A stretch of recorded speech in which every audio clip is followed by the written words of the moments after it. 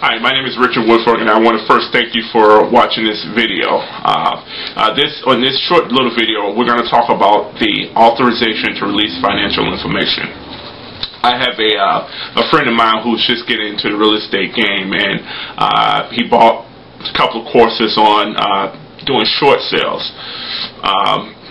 And he went out basically gung-ho, went out there and did everything that the course told him to do. For the most part, get the hardship letter from the seller, get bank statements, get all the things that's related to the hardship. But one thing that he forgot to get from the seller was an authorization to release financial information, and he found out the hard way that without an authorization to release financial information, the lender is not going to talk with you about the seller's situation. Okay. So he came to me, he said, "Richard, what is an authorization to release financial information?" And I told him basically it's a short document that you would have the seller fill out. The document that we use has a notarial acknowledgement at the bottom.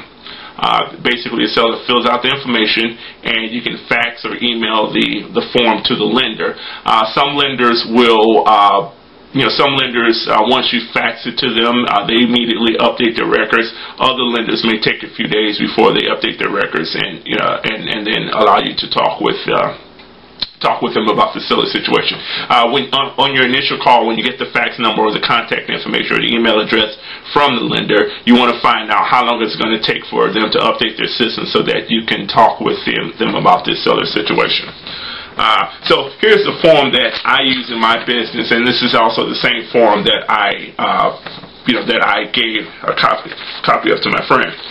The form basically says authorization to release financial information. Okay, that's what it is. Now, the first two sections are identical. There's one section for one borrower, and there's another section if there's another borrower. In the case of, say, a husband and wife, where both are on the mortgage, they have to have both of them fill it out. Okay. The first line has the name. You have a spot for your Social Security number, their Social Security number. You have a spot for the mother's maiden name. Okay. Some lenders will ask you for the mother's maiden name. Spot for the signature and the date. And like I said, there are two sections here. Towards the middle of the form, there's a spot where you will put the property address. Okay, very important. It may be a situation where the borrower has more than one property. You want to put the property that you're dealing with in that line. Now, after that, there's a section here that says, we hereby authorize you, meaning the lender, to release to your name or its agents and or assigns any and all information that may require about my credit history and or lien, loan, and mortgage deed on the above referenced property. The nice thing about this section here is that if you're going to do a situation where you're going to buy the property and then maybe assign it to someone else, or if you're going to buy it in your name and then assign it to your company or your entity, this authorization will give you the opportunity to do that without having to go back and fill out another form. Okay, and also if you have an agent that you're going to be dealing with, this also gives that agent gives them permission to talk with your lender also. Okay. Now, as you go farther down, there's a section here that says, in addition, we authorize you to release to, again, your name or its agents and or assigns an assumption package and payoff statement if requested. Okay. Now, when you're dealing with, whenever you're buying property, you want to know exactly how much is owed, and when you do that, you're going to do that with a payoff statement. The payoff statement is basically the lender telling you what needs to be paid in order to cure this particular debt.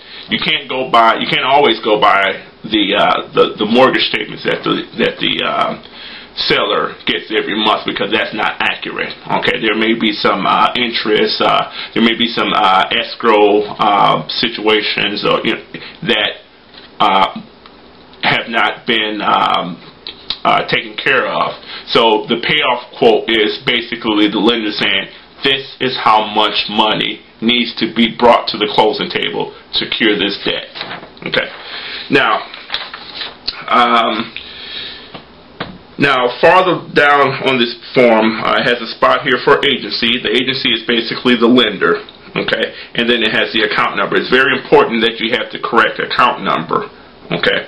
Also, if the seller is in a situation where they have more than one loan on a property, and if you're only, let's say you're gonna be dealing with one particular loan, you want to make sure that you fill this out correctly.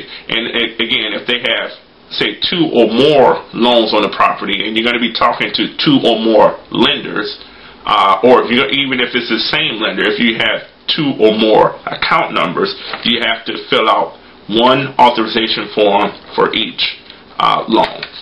Okay. Now, there's an additional feature with this authorization to release financial information that I particularly like. I've seen many other authorizations to release financial information. Basically it has the same information, but this is the only one that I've seen that has a notarial acknowledgement at the bottom. Now, a notarial acknowledgement is basically, you and the seller basically taking this form, going to a notary public in your jurisdiction, and have each person sign it in front of the notary public. That covers your butt, because it may be a situation down the line where if the seller may say, well, I didn't give you permission to talk with my lender, and you screwed something up, or whatever case may be.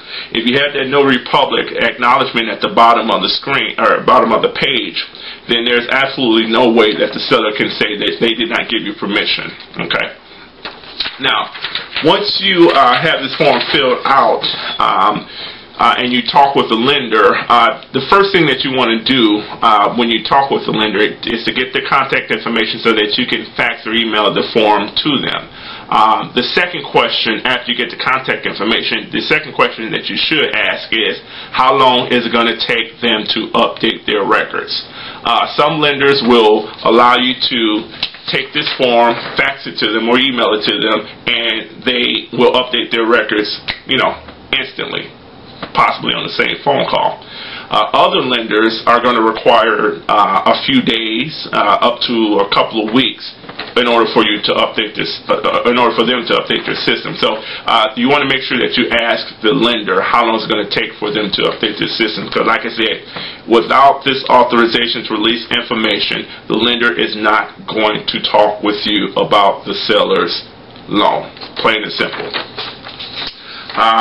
If you want a copy of this form, like I said, this is the form, the very form, no authorizations at all, alterations at all. This is the same form that we use in our business. If you want a copy of this form, go right now to our website, therealestatedealer.com, via the link that you're going to see at the bottom of the screen in this video, and also in the description section of this video. And you can download this form free of charge, use it in your business, get those authorizations to release information, and close deals.